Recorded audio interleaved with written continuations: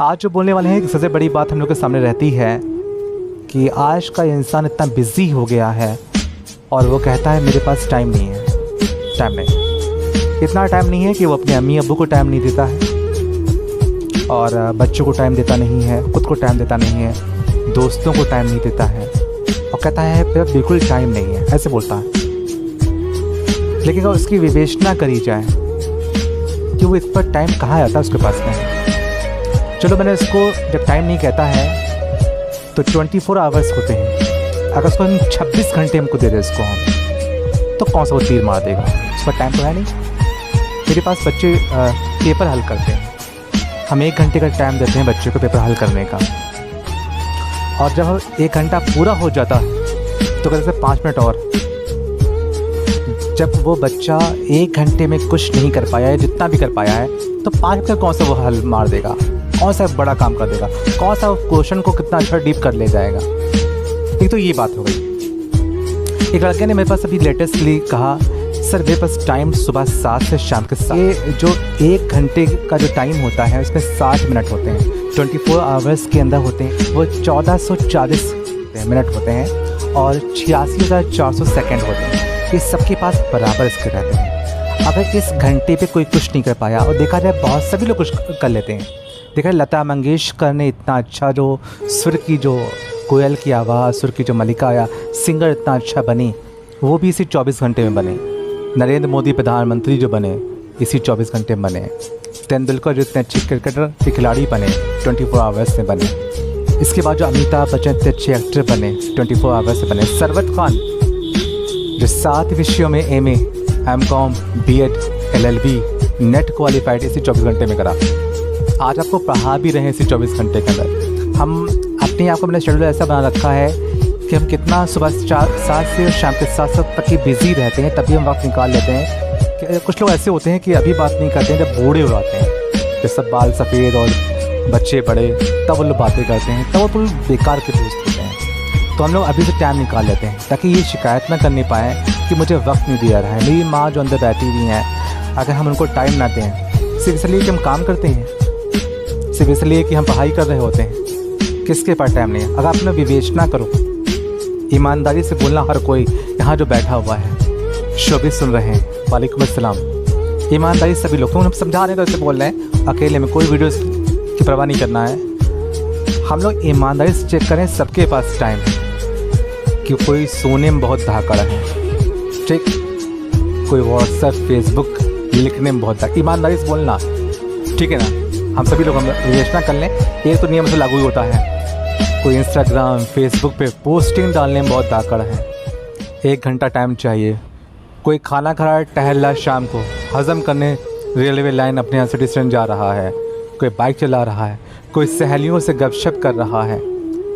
हर आदमी के पास टाइम होता है। ये सब बकवास बातें कि मेरे पास टाइम नहीं है, हर एक के पास टाइम होता है। मुझे एक बताएं कि बस टाइम नहीं, हम उसका शेड्यूल बताएंगे कि टाइम कैसे। वो जो टाइम का नहीं है वो बेवकूफ़ भी है, कहेंगे ऐसे, गधा है, क्योंकि वो अपने टाइम की मैनेजमेंट नहीं कर पा रहा है। टाइम तो उसको होता ही है 24 आवर्स। ईमानदारी तो ये है कि टाइम का मैनेजमेंट तो करना है। अगर हम ये कहें मैनेजमेंट नहीं कर पा रहे हैं, तभी तो आपको बेवकूफ़ कहा जा रहा है।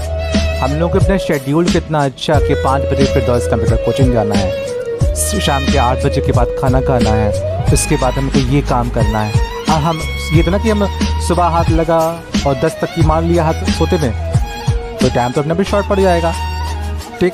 बैठ गए दोस्तों के पास, मेहमान जो कहते हैं हमसे बहाना हमें पर रहता फिर दोस्त कंप्यूटर में, मेरे यहाँ मेहमान बहुत आते हैं, और कुछ और पूछो तो बड़ी मेहमान की तारीफ़ करते हैं कि मेहमान सिर्फ किस्मत वालों के यहाँ आते हैं। मेहमान जब आते हैं तो अपना रिस्क खुद अपने आप लेके आते हैं। ये सब चोचलें, सब चोचलें।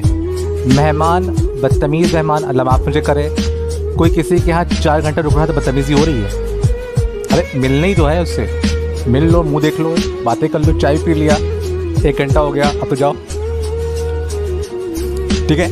अब हम 4 घंटे और कौन सी बात, अच्छा अब 4 घंटे बुराइयाँ स्टार्ट, ठीक है। बड़े अब्बा ऐसे थे, छोटे अब्बा ऐसे थे, मतलब अब 4 घंटे मिसयूज़ बातें होंगे, अपना टाइम ख़राब कर रहे हैं। तो जो यूटिलाइज टाइम का जो नहीं कर पा रहा वो उसकी अपनी खुद की देन है। समय की कदर करो माय डियर, मतलब समय, जो वक्त जो मुझे मिला है। और जो लोग अभी वक्त की कदर नहीं करता है तो उसको दो रास्ते आते हैं। जैसे अभी हमने समय की कदर नहीं करी, तो दिन ऐसा आएगा या तो खुद चेंज हो जाइए या समय खुद चेंज करता है। हम आपको बताएंगे, मेरे पास कई ऐसे बच्चे हैं, लड़कियों भी हैं लड़कों भी हैं, जिनको जो है खूब अच्छे शुरुआत में खेलते कूदते हैं, उनकी शादी हो जाती है, उसके बाद उनका जो है हस्बैंड किसी वजह से छोड़ देता है। ये उन बच्चों को पहले जो सोच रहा होगा ये मेरे पर सिद्धांत लागू होता है, तो उनको समय खुद चेंज कर देता है, ठीक है ना। बड़े होते हैं तो बच्चे बदतमीज़ बन जाते हैं, समय की मार खुद ही होती है। बड़े होते हैं तो बच्चे खाना देते नहीं हैं, समय होती है तो बच्चे क्या करते हैं कि अगर 2 बच्चे हैं तो एक हफ्ते खाना तो मेरे पास बड़ा बेटा खिलाएगा और एक हफ्ते खाना छोटा बेटा मम्मी को खिलाएगा। ये समय की मार है इसकी। तो या तो अभी चेंज हो जाओ, नहीं तो समय तुम्हें चेंज, और समय का चेंज करता है तो बहुत कर्रा चेंज करता है, कुछ नहीं बचता है। इसलिए प्लानिंग समय है मेरे पास में। जैसे हम हैं, मेरे 2 बेटे हैं, समय सिखा भी रहे हैं अच्छे से। मेरे 2 बेटे हैं, हसरत इब्राहिम। हमने यहाँ तक ही सोच लिया है, एडवांस सोचते हैं, एडवांस समय की प्लानिंग है मेरे पास में कि अगर जब मैं अपने हसरत और इब्राहिम की शादी कर देंगे उस दिन से वो चेंज हो जाएंगे। तैयारी है मेरी को पूरी, चेंज हो जाएंगे, बहुएँ आ जाएंगी, मुझे वो खाना नहीं देंगी पक्का, क्योंकि मॉडर्न ज़माना होगा, सन 50 चल रहा होगा, सन 22 चल रहा है, उस समय सन 50 चल रहा होगा। मॉडर्न ज़माना, मुझे खाना नहीं मिल रहा उनसे, तो अब वक्त है मेरे पास में चेंज होने का।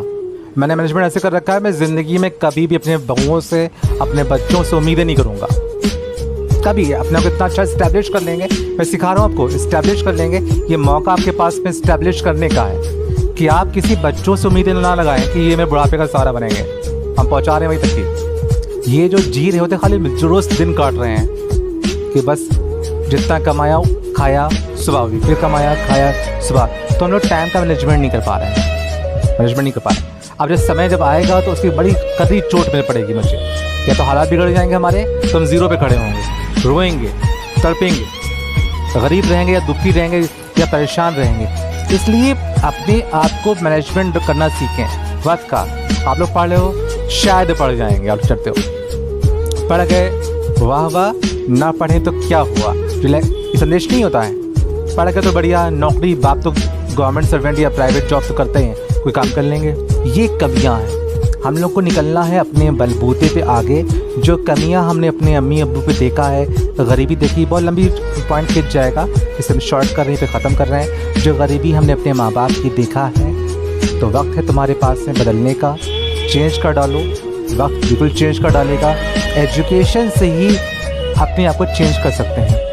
एक पढ़ने के बाद अगर आप भूसा भी बेचते हैं तो स्मार्ट लगेंगे पढ़ने के बाद, और ना पढ़ने के बाद अगर भूसा बेचेंगे तो शर्माएंगे और गरीबी की रेखा से नीचे आप गिर जाओगे। इसलिए एजुकेशन और साथ साथ कंप्यूटर की हम तारीफ़ इसलिए नहीं करते हैं, बार बार इस लफ्ज़ को हम दोहरा चुके हैं कि हम कंप्यूटर सिखाते हैं, क्योंकि बात को बहुत साफ साफ कहेंगे कि हम कंप्यूटर सिखाते हैं तो हम कंप्यूटर की तारीफ़ कर रहे हैं, ऐसा नहीं है। हम कंप्यूटर की जायज़ तारीफ़ करते हैं कि जहाँ MA पास हैं तो जॉब नहीं मिलती है, पर अगर हम कंप्यूटर जानते होते हैं तो कहीं ना कहीं 2-3 हज़ार, 4 हज़ार और 3 हज़ार की जॉब मुझे मिल जाती है। ज़ीरो लेवल से अपने का हम कमा लेंगे।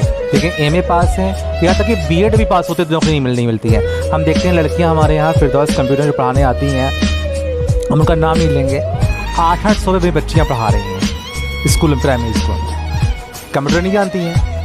वो सुबह 8 बजे से 7 से पढ़ाती हैं प्राइमरी स्कूलों में, मॉन्टेसरी स्कूलों में, और मिलते हैं 800 रुपये या 1000 मिलते हैं या 1200 मिलते हैं। बताइए ये वो 1200 में क्या कमाती होंगी, क्या कुछ करती हैं। इसलिए कंप्यूटर का सीख जाते हैं तो जाहिर सी बात है कि हमें अपने भर के, अपनी रोज़ी भर के 800 से तो बढ़ ही जाएंगे। और जो जायज़ लीगल कमाई, जो आज के दौर में मज़दूर से बेहतर हम कमाई कर सकते हैं।